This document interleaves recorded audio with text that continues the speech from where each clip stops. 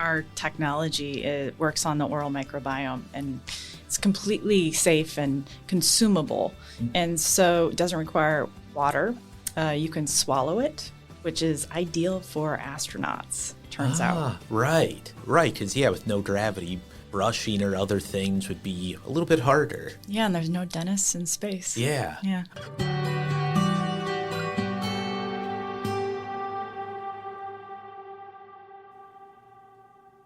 The Medical Alley podcast is brought to you by MentorMate.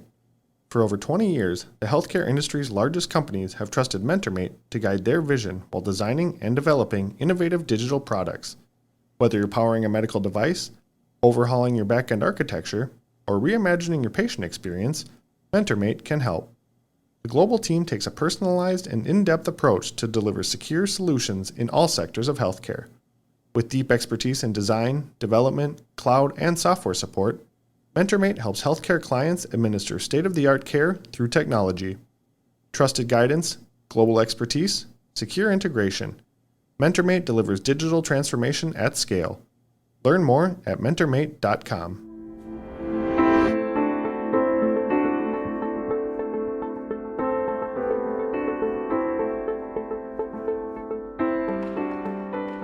Good morning, good afternoon, good evening, and welcome to another episode of the Medical Alley podcast. Hey, we've got a very fun one today, an area of high technology, of biotechnology in human health, animal health, and even in space. I'm so happy to be joined today by Dr. Emily Stein, the co-founder of Primal Health, to talk a little bit about the work that she and her team are doing, and maybe the place to start would be in space. So you've got a dental health technology that's going up into space right now? It's been in space. It's been in space. Yeah, okay, it's what's hopefully that about? going to come down. Yeah. It's been on the International Space Station for 13 months doing stability testing. Yeah, so our technology, it works on the oral microbiome, and it's completely safe and consumable. And so it doesn't require water. You can swallow it, which is ideal for astronauts, it turns out. Right. Right, because, with no gravity, brushing or other things would be a little bit harder. Yeah, and there's no dentists in space. Yeah. Yeah. All right, so maybe we'll back up a second. What is Primal Health? What are we talking about here that you're up in space? Yeah, so Primal Health is a biotech company, and we're focused on modulating biofilms that inhabit the mouth. And it turns out that they're responsible for a significant amount of cost annually because of the morbidity and other systemic diseases that relate to dental disease. So we're focused on really modulating what their microbes are doing that inhabit the mouth to improve outcomes, both in dentistry, but also in healthcare. Oh, wow. Yeah, and I've heard this connection between the mouth and the rest of our body and health. But usually I think about, we brush our teeth, we floss. You have a product, though, that is in both humans, both animals. Maybe you talk a bit about that current leading product, what it's doing, and how you're using it in humans and animals. Yeah, sure. So I'll back up a little bit. When I was a postdoc at Stanford, my grandmother had rheumatoid arthritis and she also had Sjogren's syndrome, and which is where your immune system starts to attack your salivary glands. And so dental hygiene became very difficult for her, both because of the lack of saliva, but also because brushing her teeth every day was difficult. Yeah, right. And living in assisted living, she was unable to really do a good job maintaining her oral hygiene, and sadly, no one else was there to take care of her. Yeah. So she had a significant decay and had a tooth extracted, and turned out she had a stroke the next day. And that's where I got involved, because I found out that there was this significant link between cardiovascular events and dental problems. So, okay, maybe let's get really specific then. What I remember of the product from a long time ago, you were developing like a lozenge that for a person, say, who had a hard time brushing their teeth, they could take this lozenge and be able to maintain their oral health. Is that still what it is? Like, what is the product? So the product for humans is currently a lozenge. We're also coming out with a drinking water additive. Ah. And we have a couple of really strong relationships with payer providers in multiple states in elder care. Right. So, because they just cannot get to these people every day. So senior care, especially memory care. Yeah. Right. Becomes a big problem. So, yeah, so that's on the human side. And the animal side, it's a water additive for basically going. So the technology, I'll back up, is we found when I was biohacking my grandmother's biofilm, Right. I found out that basically the big drivers of disease in the mouth and inflammation is actually what's called dysbiosis, which means you have the microbiome, which is all of the microbes that inhabit the mouth, or a gut. In this case, it's the mouth. It basically it becomes a loss of diversity Right. in the mouth, and the certain microbes wind up overtaking that cavity and form this biofilm that is really destructive and very inflammatory. And so what we happened upon is naturally safe combination of prebiotic and an inhibitor that changes the metabolism. So we're basically putting the entire microbiome compartment on a keto diet. Love it. But it's amazing because in all of our sequencing data in dogs and cats and horses and humans, we're able to shift the not only what they're doing, so their metabolic output, but who is living in that space by forcing nutritional pressure on that niche environment. Right. And so within 7 days, we're completely increasing the diversity in the mouth. We're limiting the disease-causing microbes that are now scarily linked to pancreatic cancer, maybe Alzheimer's, that are harbored in the mouth that also give rise to gum disease and scary things like that.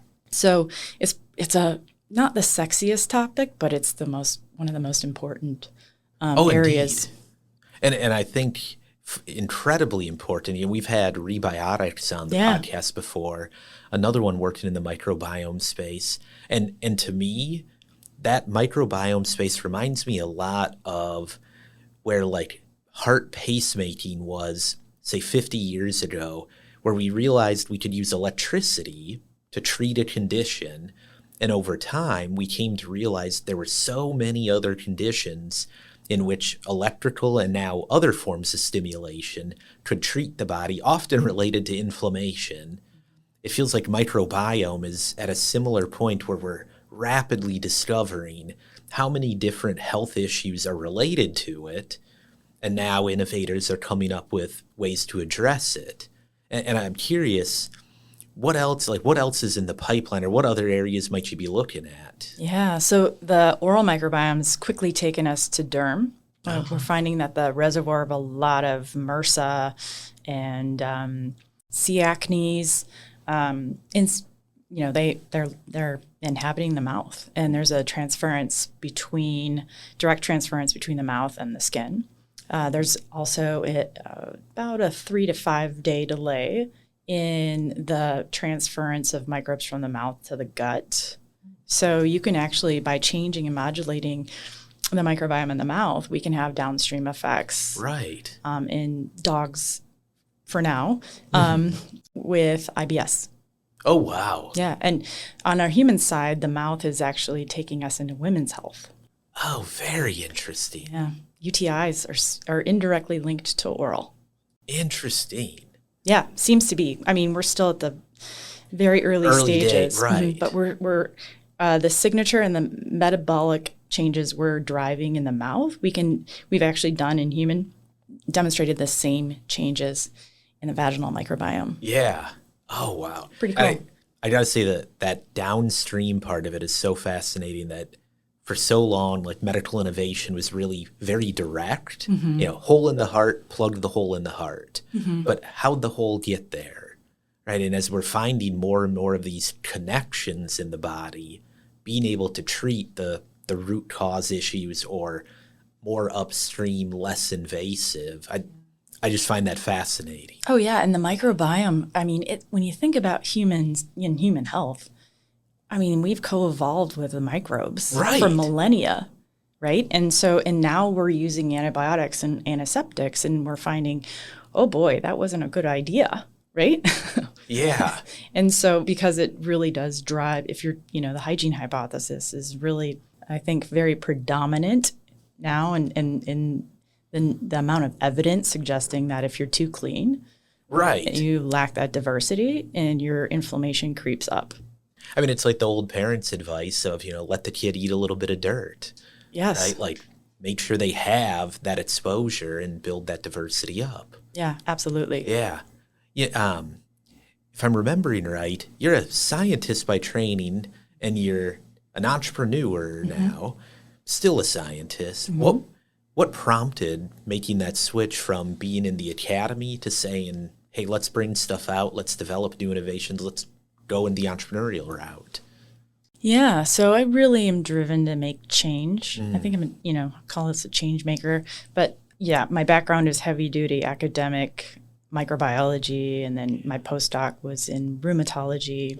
My postdoc was actually 7 years. My doctorate was only 6, so I think it was forever in academics. But it was real life problems, and the solutions out there were inadequate or insufficient or completely missing. And so I'm trying to solve this problem. Right on. Yeah, we hear from a lot of scientists and a lot of physicians that they're interested in this world. They see problems, they want to make a change, and maybe in a way they can't inside of the lab at an academic institution. Any advice you give people like that, knowing what you know now, thinking about that switch, how to do it, or how they should think about when to make the switch? Yeah, it's always scary to leave the ivory tower, right? So I did it actually over the course of several startups. So I had a slow transition out because the security blanket was my paycheck, my stipend as a postdoc researcher. But I learned how to moonlight, and I learned through the entrepreneurial arena in the Bay Area, which was very strong in medical, med tech, and biotech. I have surrounded myself with just mentors. Try to find the good ones that weren't going to take advantage of the cap table too early on, and made some mistakes, but lucked out on several. And just, surround yourself with motivated people that are just driven.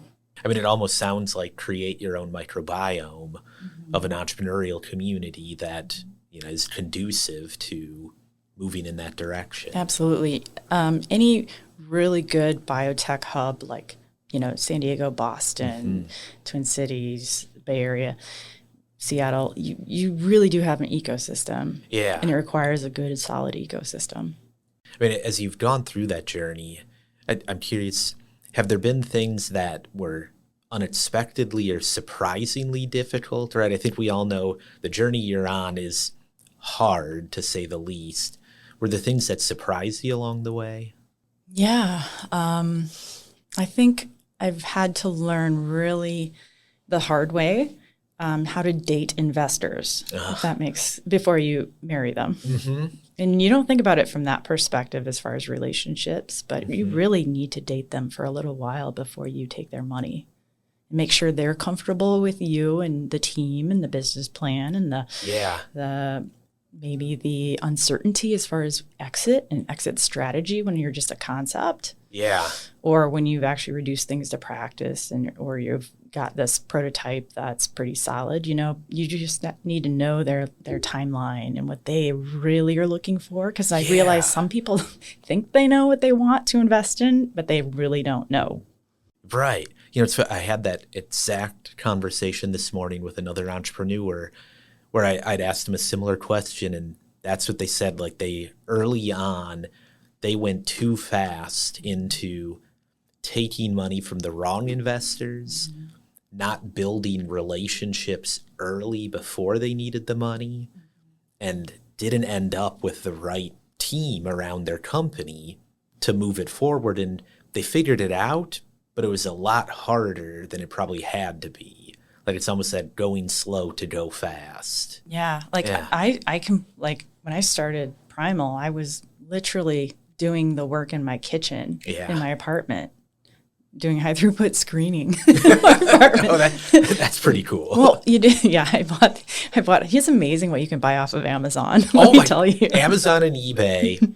I know. You can find whatever you need. And I just had swabbed people's mouths and asked for a sample for free. It's like the microbiome is easy that way to work with most of the time. But so I took my time and I made sure what I had was real, but I was motivated. I was like, what do I build for my grandmother? Yeah, right on. And I wanted to own that part, and I wanted to make sure it was real before I gave it to her and safe. And so I didn't wind up raising funds until we already had the product built and manufactured. Wow. Yeah. So you were bootstrapping that part of it for 3.5 to 4 years. Wow. Yeah. I think I only spent maybe $18,000 total doing it myself, and then finding a good contract manufacturer who wasn't going to take advantage of me. I filed the IP. Luckily, in the early phases, it's less expensive. But boy, once you hit certain phases in IP, you need the cost investment. step up quick. It's insane. Yeah, but I'm glad you shared that. I've heard that from other entrepreneurs that there are ways to be creative on the front end to create a lot of value without having to go and spend hundreds and hundreds of thousands of dollars. And if you can do that, by the time you get to the investors or the potential partners, you're in a much better position to negotiate with them and protect your interest in it. Absolutely. And then knowing how to set up the first investment is big. And I always suggest, so this is my 5th startup. So wow. I always suggest folks walk into their valuation slowly. So the longer you can go without valuation is the best strategy, because you don't know what you're worth. You really don't early on. That's very fair, right? Like early on, the market is far away. There's all kinds of risks. What is that worth? What is the idea worth? Yeah, and it's so funny too, because we are a very interesting being as far as an entity, because we've got direct-to-consumer products, we have clinical, and we have this enormous IP estate, which we're now luckily being courted by very big entities for access to our pipeline. But some investors see us as a CPG, so they're pegging our valuation off of our revenues. Other biotech investors love our IP estate, but they're annoyed that we have revenue. Yeah. So, we're in a very interesting catch-22. Yeah. So has that required that you find the investors who just kind of get it? Yeah. Or, yeah. But boy, does that take a while. Right. Oh, interesting. And a lot of strategic. So in the microbiome space, there was this initial round, or I would say a rush to invest. Yep. Right. And there was a lot of failures along the way. Right. This is now the second wave. And before, we didn't even mention we were a microbiome company. We said biofilm only. Yep. And so now we're starting to use microbiome a little bit in our language at the corporate level, because we're in the market, we're generating revenue, we've already validated the technology and our approach. That's such a good point of like understanding the market environment. Because I can remember that huge wave of investment and interest in PR around microbiome. And then so many of the companies didn't work out. Some of them in really not great ways. But there's now, almost like the dot-com bubble, a handful of companies came out of it and were high quality, continued to move forward. And now we're back at a point where, the market is interested in it. So that awareness and shifting how you talk about the company helps you be better positioned for partners and investors. Absolutely. And we realized how long it was going, because we were so far ahead on the human oral side. We were like the first ones really out the gate. Yeah. So now I'm like one of the key opinion leaders in this space for oral microbiome, which I never thought I would ever be. Which is interesting and fun. But luckily, we just got pulled into animal because of the unmet need in dental for dogs and cats. Oh, yeah. And that's what sustained us through COVID, was just product sales. for the animal. Yeah. I mean, I can believe that. I've got 2 cats at home. I spend more money on them than I spend on myself. Yep. And when they've had to go in for their dental cleanings, right, they have to be put under to do the brushing of their teeth, which is kind of an expensive procedure to keep their teeth clean, but we know that helps in the rest of their health. It sure does. I'd much rather have something I could just have at home. Yeah, like I'm sold. Yeah, and the really cool part, I mean, we're still at the infancy of understanding the microbiome, period. But in the mouth, it's like we're talking the soft tissue, like microbes live in the bone of our jaws. Yeah. That's how deep they are embedded into us. And we're basically just petri dishes. They swim through our tissue. And controlling them so they don't spread to where they shouldn't go is a big deal. So that's where we're thinking. Yeah. So it's pulling us into more systemic disease. Very cool. I wanted to completely shift, come in for a landing for a moment, and I'll ask just a couple of questions that we like to ask all of the guests when we can to get some suggestions about what's going on in the world. So the first one I always ask, and this honestly is selfish because I need them, do you have any good book recommendations for the audience or things I should go order on Amazon right now to read? I Contain Multiples is a good one. Right now I'm reading too much about dictators. Because of you know what? A timely topic. Right on. like how they think and how they become what they are. So it's not quite. Yeah, we're kind of living on that one. We're sort of living in history at the moment. Podcasts are great. I've been, there's a couple of really good ones, but they're more on the political side right now. I'm really geeking out on politics. So, but I Contain Multiples is a really good one on the science side. Very cool. And you're in a good spot for that, right? I always tell people we are a lobbying organization. This is a regulated industry. You know, if you're not at the table when it comes to politics and policy, you'll soon be on the menu. Yeah, absolutely. I was actually just having a networking breakfast with an old colleague of mine from the Bay Area who also relocated to the Twin Cities. Nice. We're Hey, catching keep up. 'em coming. I know. And we were just actually talking about the tax credit, the angel tax credit that they had, which is why I relocated our startup here. That's right. Yeah, and then now it's not on the budget, but they're trying to really get it back in. And I'm like, that's a great recruitment tool. Oh, yeah.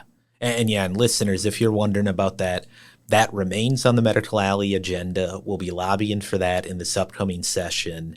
It's one of our top priorities because we know how impactful it is for so many startup companies and for attracting investors from outside of the state into the state.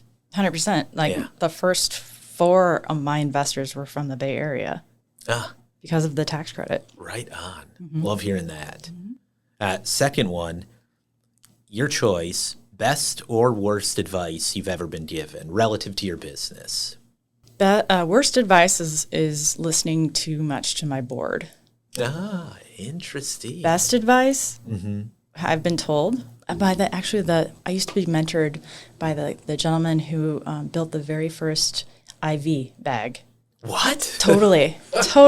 Yeah, he passed away from pancreatic cancer about 10 years ago. He was a lovely man, and he taught me a lot of good things. Number 1, don't pay too much attention to your head. Listen to your gut. Yep. Which so few folks, especially technical CEOs, we're too analytical. I've really had to learn how to listen to my gut. It is right about people. It's right about investors. It's right about, the next move to make. And yep. Yeah. That feeling is so real. And when you hear stuff of like the gut-brain connection, you're like, there's probably something there. Yeah. All right, and last one. Any suggestions on who we might bring on next as a guest? Ooh. Yeah, or anyone you'd like to hear. Can be local, could be someone national. We're always looking for ideas. Yeah, actually, there's a couple of people. Yeah. Yeah, they're actually great, inspirational motivators for entrepreneurs. I can give you some names. I'm blanking on the moment. We will track them down. I'm not after. the name person, but I will provide those to you. You should, because they've written books. Awesome. But they're even better in live. Very cool. Well, thank you, Dr. Emily Stein, co-founder of Primal Health. Thank you so much for being on the podcast. Thank you. Yeah, and one last thing, for those who might be interested, where can they find information on the products? Yeah, so they can go to our website, www.primaltherapies.com. Our subsidiary that focuses on the oral microbiome is primalhealthllc.com. Perfect. Thank you, folks. We'll make sure we'll have that in the show notes for everyone out there. And everyone, that has been another episode of the Medical Alley Podcast. If you're not already a subscriber, make sure you go to medicalalleypodcast.org, or you can find us on Apple, Spotify, or wherever you get your podcast fix. Until next time, thank you.